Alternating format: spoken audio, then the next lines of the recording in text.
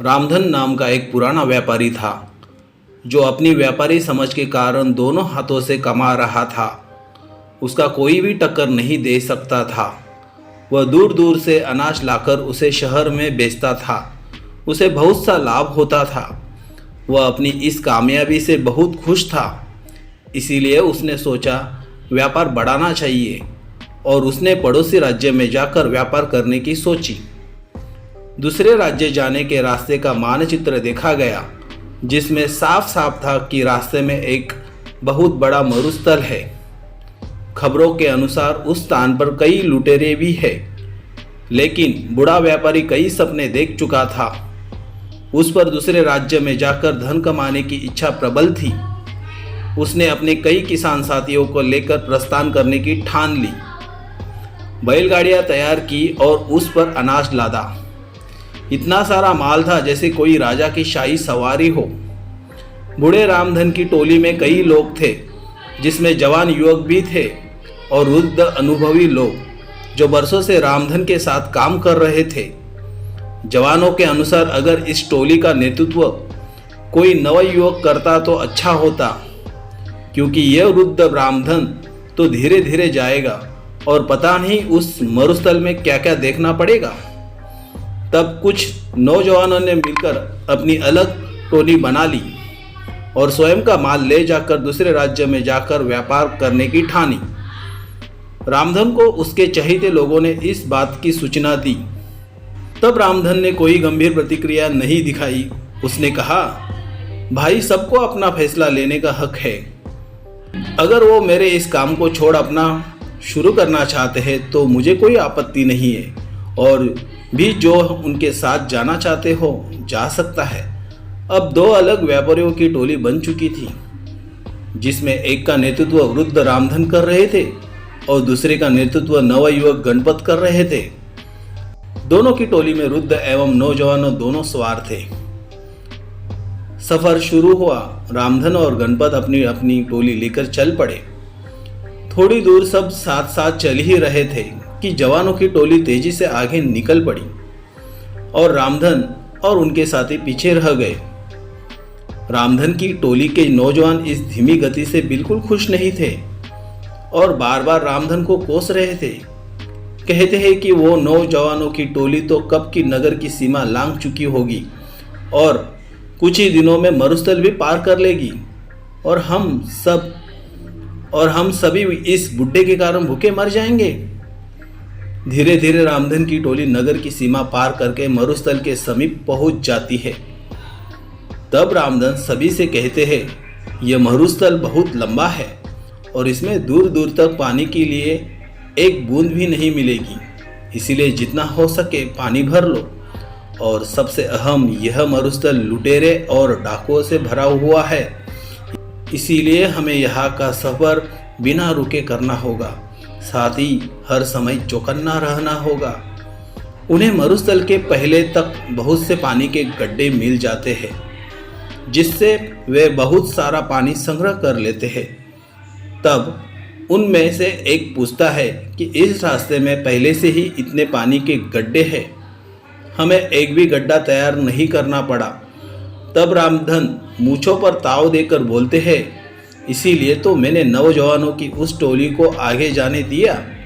यह सभी उन लोगों ने खुद के लिए तैयार किया होगा, जिसका लाभ हम सभी को मिल रहा है। यह सुनकर टोली के विरोधी साथी खिंचवा जाते हैं और अन्य रामधन की अनुभव की प्रशंसा करने लगते हैं।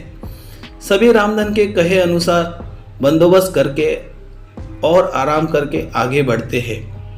आगे बढ़ते हुए रामधन सभी को आगाह कर देता है कि अब हम सभी मरुस्थल में प्रवेश करने वाले हैं, जहाँ ना तो पानी मिलेगा, ना खाने को फल, और ना ही ठहरने का स्थान, और यह बहुत लंबा भी है, हमें कई दिन भी लग सकते हैं।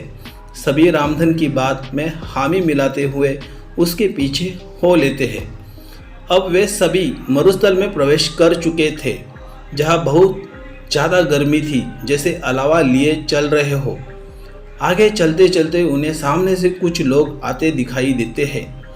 वे सभी रामधन को प्रणाम करते हैं और हालचाल पूछते हैं। उनमें से एक कहता है, आप सभी व्यापारी लगते हो, काफी दूर से चले आ रहे हो। अगर कोई सेवा का अवसर देंगे तो हम सभी तत्पर है। उसकी बातें सुन रामधन हाथ जोड़कर कह देता है कि भाई हम सभी भले चंगे हैं, तुम्हारा धन्यवाद जो तुम सभी ने इतना सोचा। और वे अपने साथियों को लेकर आगे बढ़ जाते हैं। आगे बढ़ते ही टोली के कुछ नवयुवक फिर से रामधन को कोसने लगते हैं कि जब वे लोग हमारी सहायता कर रहे तो इस वृद्ध रामधन को क्या परेशानी है। कुछ दूर चलने के बाद फिर से कुछ लोग सामने से आते दिखाई देते हैं जिनके वस्त्र गीले थे और वे रामधन और उसके साथियों को कहते हैं कि आप सभी राहगीर लगते हो और इस मरुस्थल के सफ़र से थके लग रहे हो। अगर आप चाहो तो हम आपको पास के एक जंगल में ले चलते हैं जहाँ बहुत पानी और खाने का फल है। साथ ही अभी वहाँ पर तेज बारिश भी हो रही है, उसी में हम सभी भीग गए हैं। अगर आप सभी चाहे तो अपना सारा पानी फेंक कर जंगल से नया पानी भर ले और पेट भर खाकर आराम कर ले। लेकिन रामधन साफ ना बोलकर अपने साथियों से जल्दी चलने को कह देते हैं। अब टोली के कई नौजवानों को रामधन पर बहुत गुस्सा आता है और वे उसके समीप आकर अपना सारा गुस्सा निकाल देते हैं और पूछते हैं कि क्यों वे उन भले लोगों की बात नहीं सुन रहे हैं और क्यों हम सभी पर जुल्म कर रहे हैं। तब रामधन मुस्कुराते हुए कहते हैं कि वे सभी लुटेरे हैं, हमसे अपना पानी फिकवा कर हमें निसाय करके लूट लेना चाहते हैं और हमें यही मरने छोड़ देना चाहते हैं।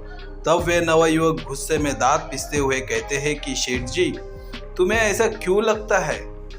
तब रामधन कहते हैं कि तुम खुद देख लो, इस मरुस्थल में कितनी गर्मी है। क्या यहाँ आसपास कोई जंगल हो भी सकता है। यहाँ की भूमि इतनी सूखी है कि दूर दूर तक बारिश ना होने का संकेत देती है।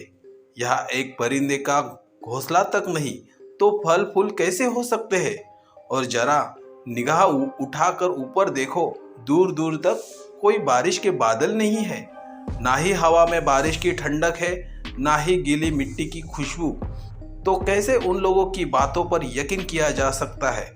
मेरी बात मानो, कुछ भी हो जाए अपना पानी मत फेंकना और ना ही कहीं भी रुकना। कुछ देर आगे चलने के बाद उन्हें रास्ते में कई नर कंकाल और टूटी फूटी बैलगाड़ी मिलती है।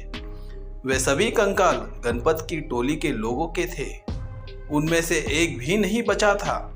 उनकी ऐसी दशा देख सभी रोने लगते हैं क्योंकि वे सभी उन्हीं के साथी थे।